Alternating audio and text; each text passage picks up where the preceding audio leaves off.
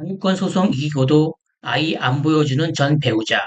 법원 판결 무시하면 강제로 데려와도 될까? 이혼 소송 과정에서 가장 마음을 졸이는 부분 중 하나가 바로 양육권 문제입니다. 어렵게 소송을 진행하여 양육권자로 지정받고 아이를 데려오라는 유아인도 판결까지 받았음에도 불구하고 상대방이 판결을 무시하고 아이를 보내주지 않아 속을 태우는 분들이 많습니다. 법원의 집행관이 동행하는 유아인도 강제 집행을 시도해도 아이를 숨기거나 완강히 저항하면 사실상 집행이 불가능해지는 안타까운 상황도 발생합니다. 판결문이 무슨 소용이냐며 좌절하시는 분들께 최근 주목할 만한 법원의 판결이 나와 소개해 드리고자 합니다. 이 판결은 법원의 판결을 무시하고 아이를 불법적으로 데리고 있는 전 배우자를 상대로 양육권자가 아이를 임의로 데려온 행위의 위법성 여부를 다룬 중요한 사례입니다. 사건의 전말, 2년간의 고통, 판결문을 무시한 아빠. 이 사건의 내용을 간단히 요약하면 다음과 같습니다.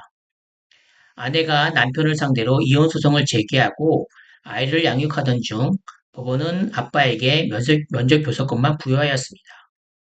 아빠는 면접 교섭 중 아내의 동의 없이 아이를 몰래 데려가 버렸고 돌려달라는 요청을 모두 거부했습니다. 법원은 즉시 아내를 임시 양육자로 지정하고 아이를 인도하라는 결정을 내렸습니다. 이혼소송 1심, 항소심, 상고심을 거쳐 최종적으로 아내가 친권자 및 양육자로 지정되었고 아빠는 아내에게 아이를 인도하라는 판결이 확정되었습니다. 아내는 확정 판결에 따라 유아인도 강제 집행을 두 차례나 시도했지만 아빠가 완강히 저항하고 방해하여 모두 실패하였습니다. 법원이 아이를 인도하라는 이행명령을 추가로 내렸지만 아빠는 이마저도 무시하며 2년 가까이 아이를 돌려보내지 않았습니다. 결국 아내는 지인과 함께 아빠의 어머니, 즉 시어머니가 밀고 있던 유모차에서 아이를 임의로 데려왔습니다. 이 과정에서 지인이 시어머니의 앞을 막아서는 등 도움을 주었습니다.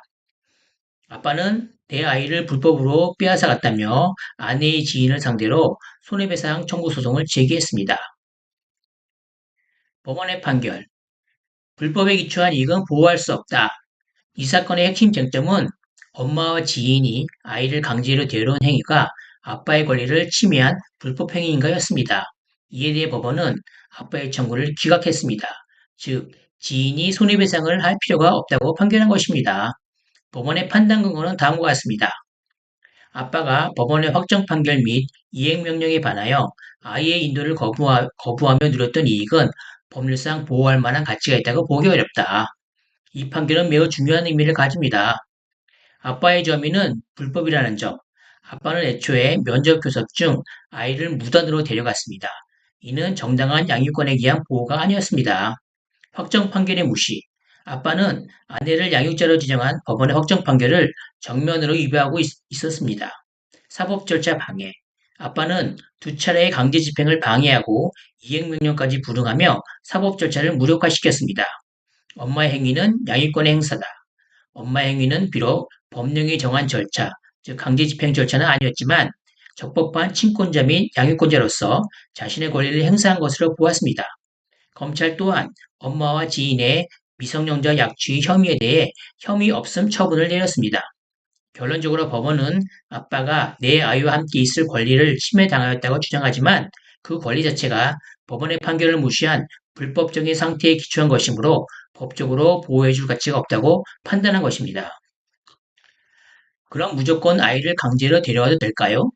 이 판결을 이제부터 양육권자가 아이를 마음대로 강제로 데려와도 된다는 의미로 해석해서는 절대 안 됩니다.